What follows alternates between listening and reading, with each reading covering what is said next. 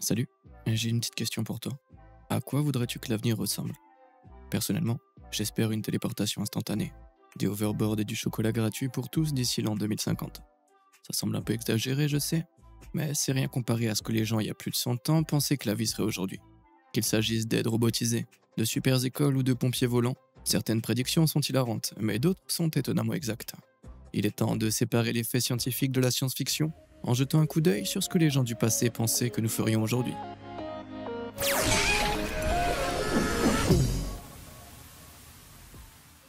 En l'an 2000, la France a remporté le championnat d'Europe de football et a remanié son système pénitentiaire. Mais aucun de ces événements majeurs n'a été prédit par l'artiste français Jean-Marc Cottet.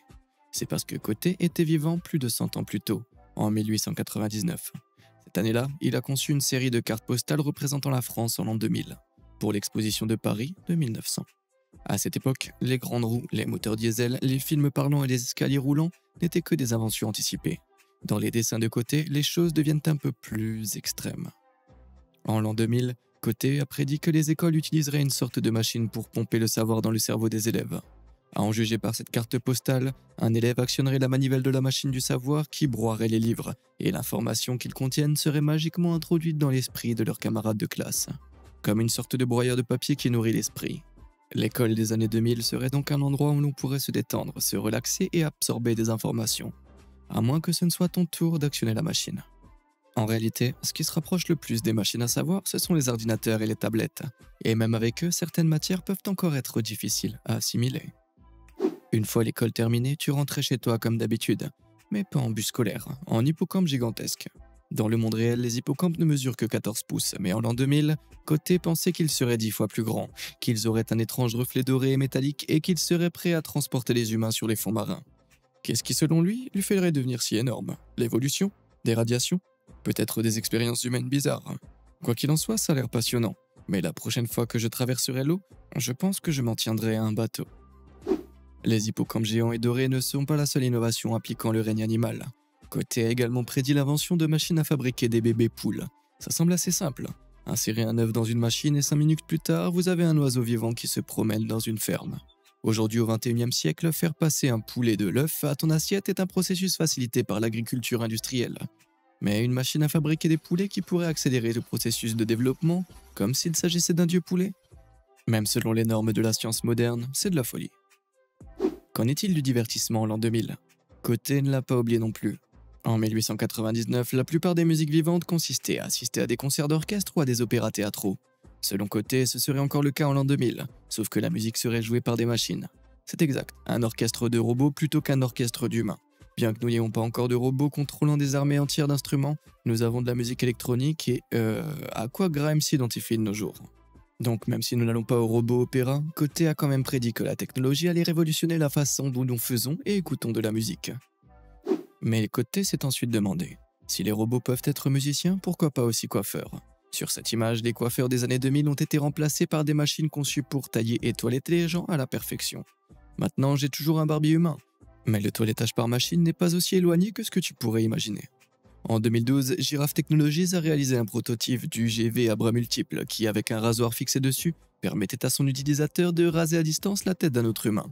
Bien que ça soit impressionnant, l'aspect final est tout sauf cela. Il semblerait que certains travaux doivent encore être effectués par des mains humaines. Et en parlant de mains humaines, n'oublie pas d'utiliser les tiennes pour appuyer sur les boutons j'aime et sabot ci-dessous. À moins que tu aies un robot pour le faire à ta place. Tout est fait? Très bien. Maintenant, quelle est la prochaine prédiction bizarre? Il y a cependant une chose sur laquelle les gens ne préfèrent pas mettre les mains, c'est bien le ménage. Je sais que certaines personnes aiment ça, mais ce n'est clairement pas le cas de tout le monde. Cottet a imaginé que les gens du XXIe siècle auraient trouvé un moyen de s'attaquer à ces tâches triviales avec des machines qui seraient capables de frotter et de polir en même temps. Tout ce que tu aurais à faire, c'est de rester là, à les diriger. Quoi qu'il en soit, cet engin a l'air étrangement terrifiant.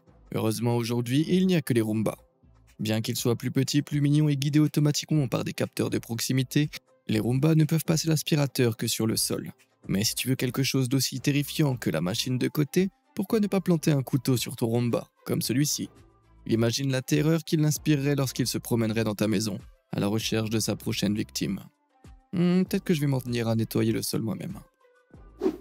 Au-delà du nettoyage, des voyages et de l'école, Cottet aussi avait quelques attentes quant à ce quoi les services d'urgence français pourraient ressembler dans 100 ans. Au lieu d'utiliser des tuyaux et des chariots au sol pour éteindre les incendies, des pompiers ailés viendraient sauver la situation. C'est exact, des pompiers volants. Bien sûr, ils ne sont pas une réalité au XXIe siècle, sauf si tu es à Dubaï.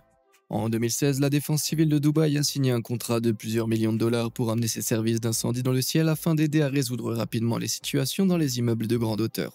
Malheureusement, Dubaï n'utilisera pas les superbes ailes de papillon prédites par Côté. Ils ont plutôt opté pour des moteurs et réactions qui leur permettront d'atteindre une hauteur de 1200 mètres à une vitesse de près de 72 km/h. Tu parles d'une réponse rapide. En 1900, si tu voulais envoyer un texto à quelqu'un, tu devais écrire ton message, puis attendre 84 ans jusqu'à l'invention du téléphone.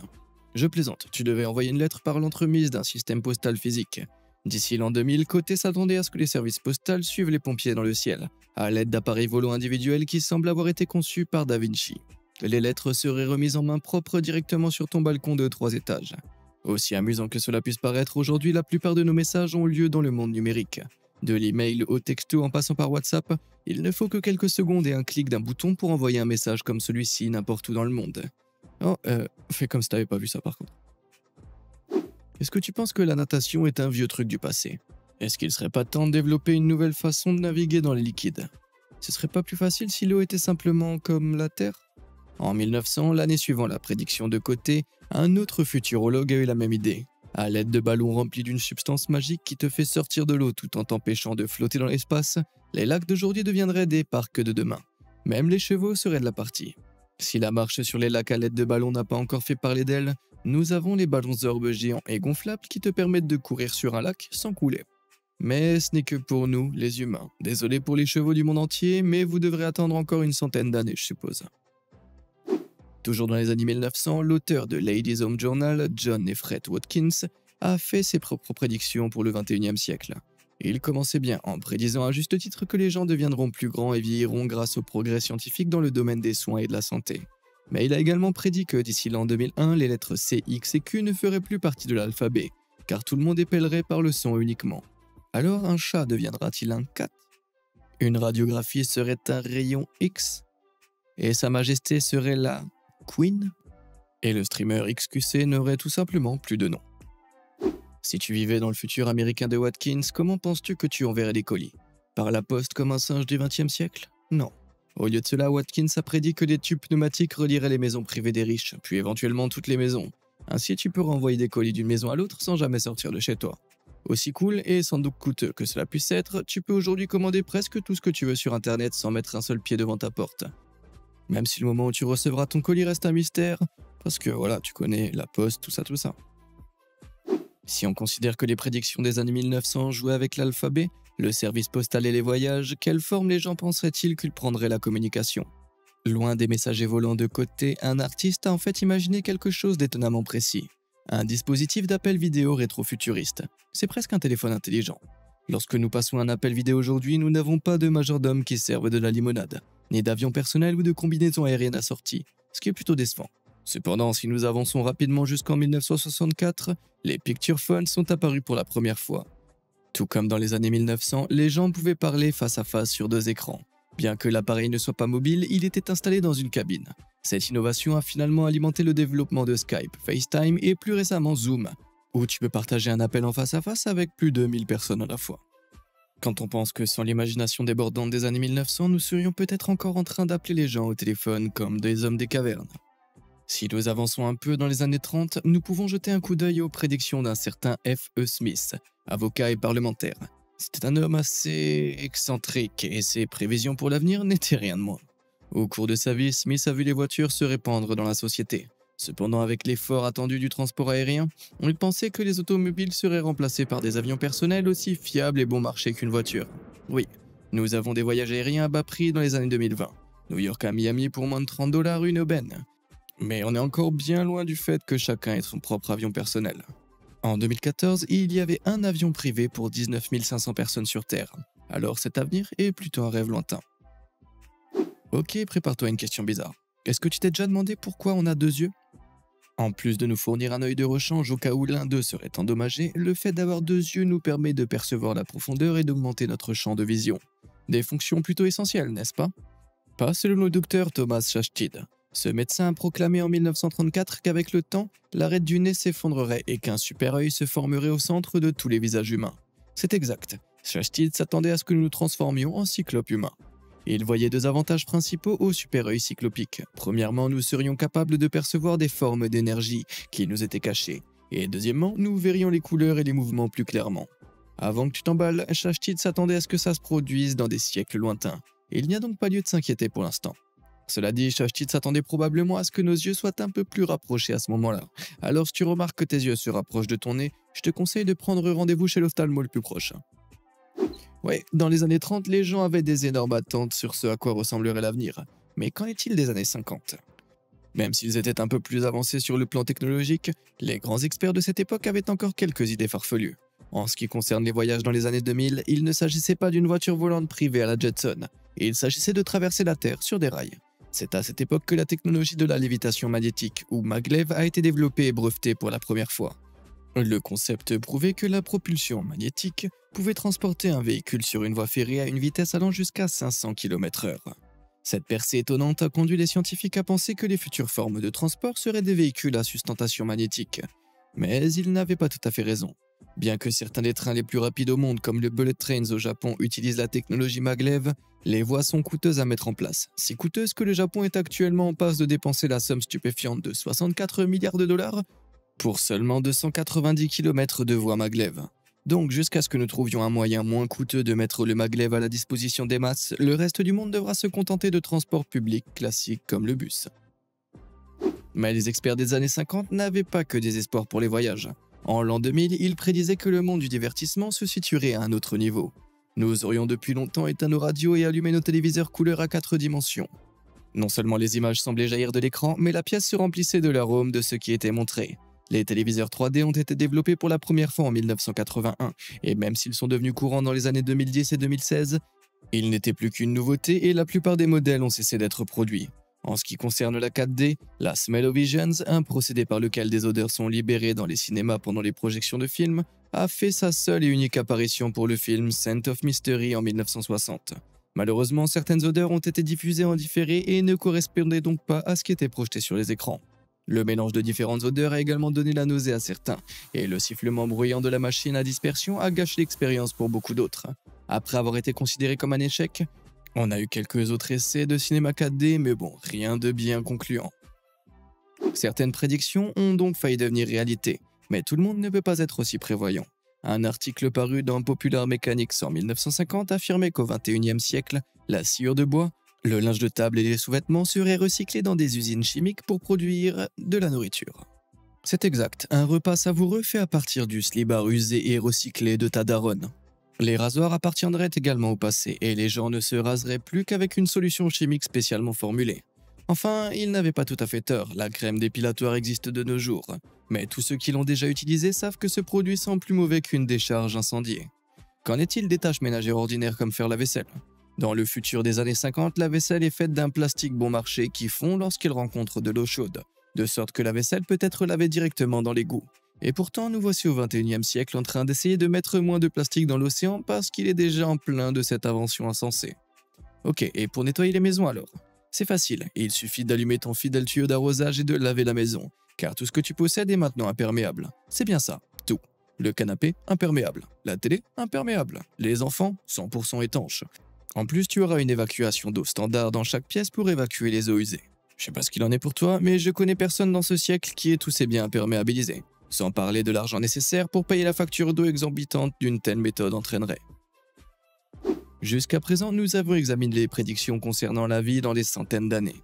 Cependant, je ne peux m'empêcher de penser que si ces prédictions étaient plus proches de leur époque, elles pourraient être plus exactes. 10 ans dans le futur, par exemple, c'est exactement ce qu'a fait un article publié en 1960, dans American Weekly. Pour eux, 1970 allait être un endroit où les secrétaires ne taperaient plus à la machine, mais parleraient dans leur machine à écrire. Oui, la technologie de la reconnaissance vocale 40 ans avant Siri et Alexa. Étonnamment, ils n'étaient pas loin.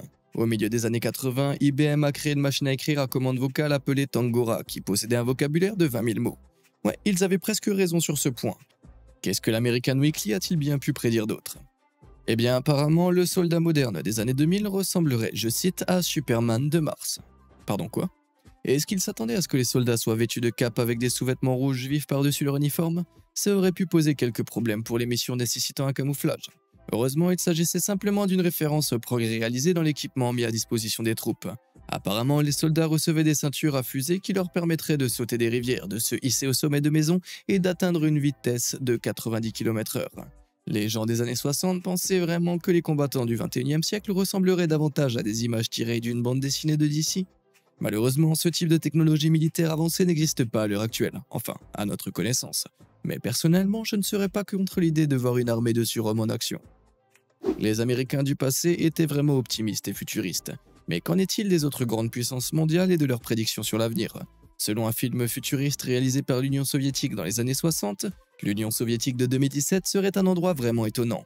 Les régions polaires de l'Union seraient peuplées de villes caverneuses sous la glace, chauffées par l'énergie thermique naturelle de la Terre pour créer un climat éternellement estival. Cependant, on ne sait pas comment elles obtiendraient toute cette lumière naturelle, ce qui explique probablement pourquoi ces villes n'ont jamais vu le jour. Le contrôle de la météo était une autre fonction futuriste que les soviétiques pensaient maîtriser d'ici 2017. Depuis une station de contrôle dans le ciel, les officiers soviétiques seraient en mesure de pacifier les ouragans et de détruire les tempêtes en appuyant sur un bouton. C'est une idée vraiment géniale, mais malheureusement, au moment où l'Union soviétique s'est effondrée en 91, aucun type d'appareil de ce genre n'était en action. Mais quelque chose est sorti de l'Union soviétique qui allait servir d'inspiration à la technologie plus loin dans le temps. En 1966, Boris Grishkin a inventé un robot majordome qui pouvait répondre au téléphone, contrôler la température de son appartement, lui rappeler les événements importants, lui donner l'heure, la date et même une radio. Il s'agissait d'une technologie vraiment étonnante, mais avec un poids encombrant de 220 livres. Les robots majordomes n'étaient pas présents dans de nombreux foyers, jusqu'aux années 2000. Bien qu'ils ne ressemblent pas à quelque chose sorti de Doctor Who, les assistants virtuels comme Alexa d'Amazon et le hub Google Home sont monnaie courante dans le monde entier. Grâce à la technologie de la commande vocale, ils peuvent faire à peu près tout ce que le robot de Boris pouvait faire et ne font qu'une fraction de sa taille. Ok, les Américains et les Soviétiques ont raté leur coup dans les années 60 à bien des égards. Cependant, il y a une prédiction des années 60 qui était si exacte qu'elle en est effrayante. L'utilisation d'Internet. En 1966, cette séquence illustrant la vie en 99 montre une future console d'ordinateur domestique, qui est une représentation remarquablement précise de ce qu'il allait arriver. On y explique même que les achats, les opérations bancaires et la correspondance par Internet seraient monnaie courante, et que les ménages posséderaient plusieurs consoles et ordinateurs pour s'adapter à leur mode de vie. C'est assez incroyable si on considère qu'il faudra attendre encore 13 ans avant qu'Internet voie le jour. Mais d'autres prédictions datant de 1966 peuvent-elles maintenir ce niveau? Eh bien, selon un article paru en 1966 dans le magazine Time, en l'an 2000, la roue, une des inventions les plus importantes de l'humanité, serait obsolète. Oui, la roue. Pourquoi ne l'utiliserions-nous plus, me diras-tu? Eh bien, les déplacements ne seraient plus limités à la roue, car nous aurions mis au point des aéroglisseurs capables de voler dans les airs. Donc pas de voiture, seulement des aéroglisseurs. Pas de vélo, seulement des overbikes, pas de skateboard, seulement des overboards. Ça semble être un avenir flottant amusant. Mais je ne peux m'empêcher de remarquer qu'ici, en 2024, on dépend encore fortement des routes et des machines avec des roues. Bon sang, ça a vraiment ramené mes attentes sur Terre. Mais toutes les prédictions des années 60 ne prévoyaient pas que les roues appartiendraient au passé. Est-ce que tu as entendu parler du film 2001, l'Odyssée de l'espace? Réalisé en 1968, c'est l'un des films les plus connus qui dépeint une société future. L'auteur du livre dont il s'inspire, Arthur C. Clarke, avait d'innombrables prédictions pour l'avenir, y compris celle qui porte un nom intrigant de maison sans attache. Clarke pensait qu'à l'avenir, nos maisons pourraient se déplacer quand nous le voudrions. Il ne s'agit pas d'un mobil-home ou d'un camping-car, mais d'une maison entière dotée de sa propre alimentation en eau et en électricité, qui pourrait être transportée facilement vers un autre endroit. Les communautés utiliseraient cette fonctionnalité pour migrer vers le sud pour l'hiver et remonter vers le nord lorsque le temps se réchauffe, comme des oies, mais à la taille d'une maison et avec des roues. Ça peut paraître drôle, mais Clarke n'était pas si loin de la vérité. Le récent engouement pour les petites maisons qui a balayé le monde occidental a vu des gens sacrifier de l'espace pour pouvoir déplacer leur maison où et quand ils le veulent. Mais tout le monde ne pensait pas que les maisons seraient faites pour bouger. Cette vision architecturale créée par James Wines en 81, appelée High-Rise Homes, prédisait l'utilisation éventuelle de tours d'habitation à air ouverte comme logement, avec des quartiers de banlieue typiques réimaginés dans un design de type Jenga. Maintenant, compare cette image à ce bâtiment réel situé à Milan, en Italie. Connu sous le nom de Bosco Verticale, qui signifie la forêt verticale en italien, il existe depuis 2014. Le bâtiment est complètement autosuffisant. Il fonctionne avec de l'énergie renouvelable, des panneaux solaires et de l'eau filtrée. Bien qu'il ne s'agisse pas d'une tour composée de maisons individuelles, le Bosco Verticale est une version intéressante, moderne et particulièrement écologique du design de James. Maintenant, faisons un saut en avant jusqu'en 88. À quoi les enfants des années 80 pensaient-ils que 2013 ressemblerait?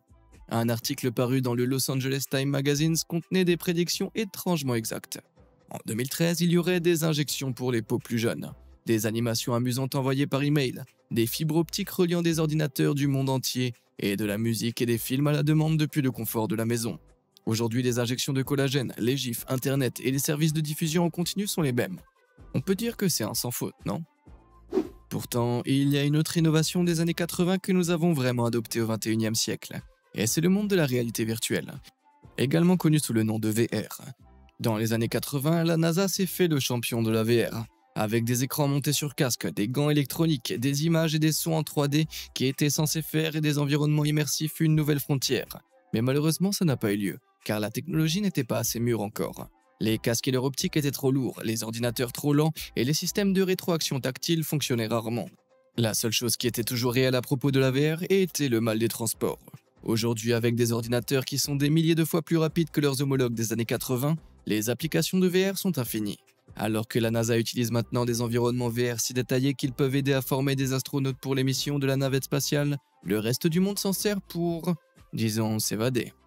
Qu'il s'agisse de jouer à des jeux vidéo, de visiter virtuellement une autre maison ou même de regarder la télé, je ne pense pas que ce soit ce à quoi la NASA espérait que nous utilisions sa nouvelle frontière technologique. Les prédictions du passé avaient de grands espoirs pour nous. Mais est-ce que tu as des prédictions sur ce qui pourrait se passer en 2100? Dis-le moi dans les commentaires ci-dessous. Et comme d'habitude et jusqu'à la prochaine fois, merci de nous avoir suivis.